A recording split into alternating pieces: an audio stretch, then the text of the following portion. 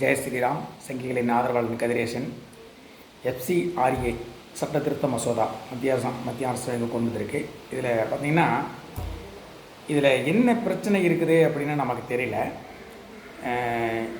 இந்த பாதிரிகள், அதாவது கிறிஸ்துவ மிஷினரிகள் இன்றைக்கி ஒரு அறிக்கையை வெளியிட்டிருக்காங்க. அதில் நாங்கள் தேவாலயங்களில் கண்டன தீர்மானம் போடுவோம், ஆர்ப்பாட்டம் பண்ணுவோம், போராட்டம் பண்ணுங்க. யாரும் வேண்டாம்னு சொன்னால் அவங்க யாரும் வேண்டாம்னு சொல்லியே, இல்லை ஆர்ப்பாட்டம் பண்ண வேண்டாம் போராட்டம் பண்ண யாரும் சொன்னாங்களா? சொல்லியில்லை. பண்ணுங்க, தாராளம் பண்ணுங்க, உங்களை யாரும் வேண்டாம்னு சொல்லலை. இது பார்த்திங்கன்னா இந்த ரெகுலராக ஊழ விடுவானுங்கள்ல, இந்த கிறிஸ்தவ சிறுபான்மையர் ஓட்டுக்கு காலநக்கிற நாயகி இருப்பானுங்களா, அவனுக்கு இந்த ரெகுலர் அவனுக்கு ஆரம்பிச்சிட்டானுங்க.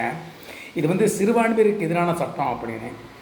இதில் சிறுபான்மையர் எங்கே வந்தாங்கன்னு நமக்கு தெரியல. அதை நீங்கள் சிறுபான்மையர் இந்த டிவியில் விவாதம் நடக்கும் பாருங்கள், டிவியில் விவாதம் இது நடக்கும். அவனக்கிட்ட நீங்கள் இது சிறுபான்மையருக்கு எதிரான சட்டம் தான் அப்படின்னு ஆதாரத்தோடு காட்டுங்கன்னா கப்ச்சு ஆள் இருக்க மாட்டானுங்க, எந்திரிச்சு ஓடிடுவானுங்க. இந்த நடக்கு இன்றைக்கி என்ஜிஓ எல்லாருமே நடத்துகிறாங்க, இந்துக்கள் நடத்துகிறாங்க, கிறிஸ்தவ முஸ்லீம் எல்லாருமே நடத்துகிறாங்க.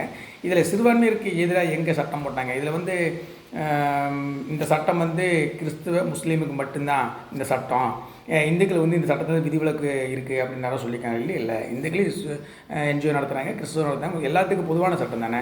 சரி, நீங்கள் சொல்கிற மாதிரியே சிறுபான்மையருக்கு எதிரான சட்டமாகவே இருக்கட்டும். அவங்க என்ன கேட்குறாங்க, நீங்கள் அதாவது நன்கொடையாக வாங்குகிற பணத்தை என்ன செலவு பண்ணுறீங்க, முறையாக செலவு பண்ண கணக்காடன்னு சொல்கிறாங்க. நான் அது முறையாக தானே செலவு பண்ணுறேன், நீ அப்படியே பயந்துக்கிற, நீ என்ன செலவு பண்ணுறேன்னு காட்டு, அதை தான் அவங்க கேட்குறாங்க. அதை முறைப்படுத்த சொல்லி தான் கேட்குறாங்க. அதுக்கே பயந்துக்கிறீங்க. அப்போ நீ பயப்படும் போதே தெரியுதில்லை, அதில் நீ ஏதோ ஊழல் பண்ணுற, நீ என்ன நோக்கத்துக்காக அந்த நன்கொடை வாங்குறீ, அந்த நோக்கத்துக்காக பயன்படுத்தலை, வேறு ஏதோ நோக்கத்துக்காக பயன்படுத்துகிற அப்படிங்கிறது தெளிவாக தெரியுதில்லை. இது தெளிவாக தெரியுதில்லை, இது வெளிப்படையாகவே தெரியுது. இந்த மாதிரி வாங்குகிற பணத்தை வச்சு தான் இந்த தேசத்துக்கு எதிரான ஆர்ப்பாட்டங்கள், போராட்டங்கள் இதெல்லாம் பண்ணுறது அந்த பணத்துலேருந்து தான் பண்ணுறீங்கன்னு எங்களுக்கு நல்லாவே தெரியும்.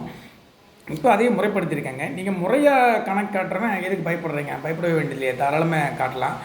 இதில் குறிப்பாக சொல்ல போனீங்கன்னா இந்த பணத்தை முறையாக செலவு பண்ணுறத விட தவறாக செலவு பண்ணுறது அதிகம். இது நல்லாவே தெரியும். நாங்கள் கிட்டத்தட்ட ஒரு 2012, 13 அந்த சமயத்தில் நான் இந்திக்கு கூட களத்தில் வேலை செய்யும்போது நிறைய நிகழ்ச்சிகள் பார்த்துக்க நடந்த உண்மை சம்பவங்கள்.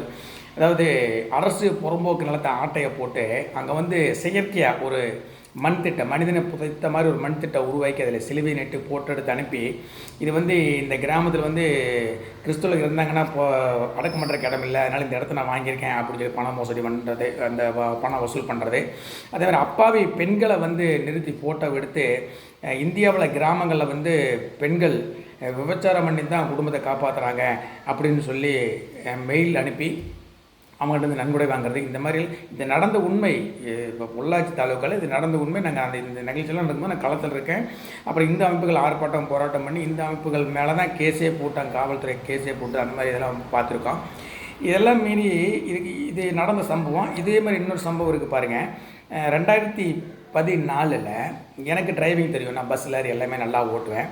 அப்போது ஒரு டூரிஸ்ட் பஸ்ஸு திடீர்னு டிரைவர் வரல அப்படின்னு சொல்லி அந்த ஓனர் என்னை கூப்பிட்டு வரணும். சரி பரவாயில்ல, திடீர்னு கூப்பிட்றாங்க போகலான்ட்டு போனேன். அதில் பார்த்திங்கன்னா ஒரு 30-35 ஸ்கூல் குழந்தைங்க, ஒரு பெற்றோர், அதாவது 2 பேர், அது புருஷன் பொண்டாட்டி 2 பேர், அவங்க குழந்தை ஒன்று, அவங்களுக்கு உதவியாளர், அப்படி 3 பேர் அவங்களுக்கு கண்காணிப்பாளராக அந்த பஸ்ஸில் வந்தாங்க. அவங்க என்ன பார்த்திங்கன்னா, எனக்கு எங்கே அதில் சந்தேகம் ஏற்படுது அப்படின்னு பார்த்திங்கன்னா, அவங்க டீ சாப்பிட்ற பக்கம் ஒரு கடையில் போய் டீ சாப்பிட்டோம்னா அந்த டீ டம்ளரோட குழந்தைங்களை நிப்பாட்டி பஸ்ஸு கட்டி நிப்பாட்டி அந்த ஹோட்டலோட போர்டு தெரியாமல் பஸ் நிற்காமல் அந்த குழந்தைங்க டீ சாப்பிடாம ஃபோட்டோ எடுத்தாங்க. அதே மாதிரி சாப்பிட்றதுக்கு முன்னால் அதே மாதிரி அந்த குழந்தைகளை நிப்பாட்டி அந்த ஹோட்டலோட போர்டு பேர் பஸ்ஸு நிப்பாட்டுமே ஃபோட்டோ எடுத்தாங்க. இந்த மாதிரி நாங்கள் ஊட்டி போய் சுற்றி பாட்டு வந்தோம். எங்கெங்கே போய் என்னென்ன பண்ணால் அது கூட ஃபோட்டோ எடுத்துருந்தாங்க. எனக்கு ஒரு சந்தேகம் வந்தது. அப்போது அந்த உதவியாளரை கேட்டால் எதுக்கப்போ இப்படி ஃபோட்டோ எடுத்துகிட்டு இருக்காங்க என்ன நினைக்கும்போது, இல்லைங்க இந்த ஃபோட்டோவெல்லாம் மேலிடத்துக்கு அனுப்புறாங்க. அப்போ நான் அவர் கொஞ்சம் வெகுலி பெருசாக விரும்ப போகிறது தெரியல, மேலிடத்துக்கு அனுப்புகிறாங்களா, எங்கே அனுப்புகிறாங்க, எனக்கு கொஞ்சம் டவுட்னா. அப்போ அந்த குழந்தைகிட்ட கேட்டேன், நீங்கள் யார், எங்கே இருக்கீங்க, எனக்கு அத்தனையுமே ஒரு 5 வயசுலேருந்து 10 வயசு 15 வயசு பசங்க பொண்ணுங்க எல்லாமே இருந்தாங்க. அவங்க பூராமே அரசு பள்ளியில் படிக்கிற குழந்தைங்க. அப்புறம் இப்படியே விசாரிக்கும் போது தான் தெரிஞ்சது, அவர் 2வது அந்த கைடு அவர் கூப்பிட்டு அவர்கிட்ட கேட்கும்போது, நாங்கள் ஆசிரமம் வச்சுருக்குறோம், அந்த ஆசிரமத்தில் இந்த குழந்தைகளுக்கு தேவையான உதவிகள்லாம் பண்ணிகிட்ருக்கோம், அதுக்காகத்தான் நீங்கள் சொன்னார். அப்போ தான் நமக்கு தெரிஞ்சது, இவனுக்கு வந்து என்ஜிஓ அப்படின்னு வெறும் போர்டை மட்டும் வச்சுட்டு நல்லது செய்கிறேன் அப்படிங்கும்போது ஒரு மோசடி, அதை இந்த மாதிரி மோசடி பண்ணுறவங்களும் நிறைய இருக்கானுங்க.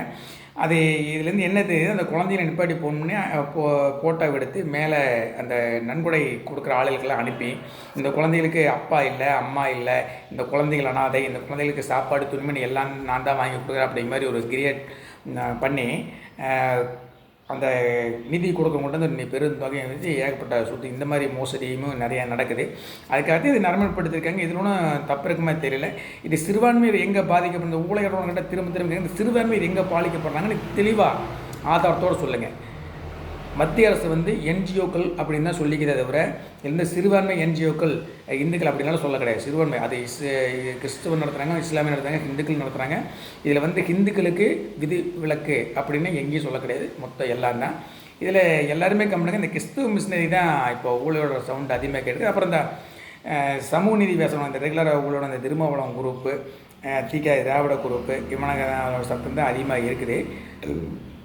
சட்டப்படி செய்ய வேண்டுமே, இதை பற்றி பயந்துக்க வேண்டியதில்லை. இதில் மறைக்கிறதுக்கு இந்த சட்டத்திருத்த மரத்தில் சிறுபான்மையினர் எந்த விதத்துலேயும் பாதிக்கப்படலைன்னு ஆணித்தரமாக நம்மளால் சொல்ல முடியும். இதில் பாதிக்கப்படுறாங்க அப்படிங்கிறவங்க எவனாக இருந்தாலும் ஆதாரத்தோடு நிரூபிங்க, நாங்கள் ஒத்துக்கிறோம். வாழ்க பாரதம், வளர்க இந்து ஒற்றுமை. ஜெயஹிந்த்.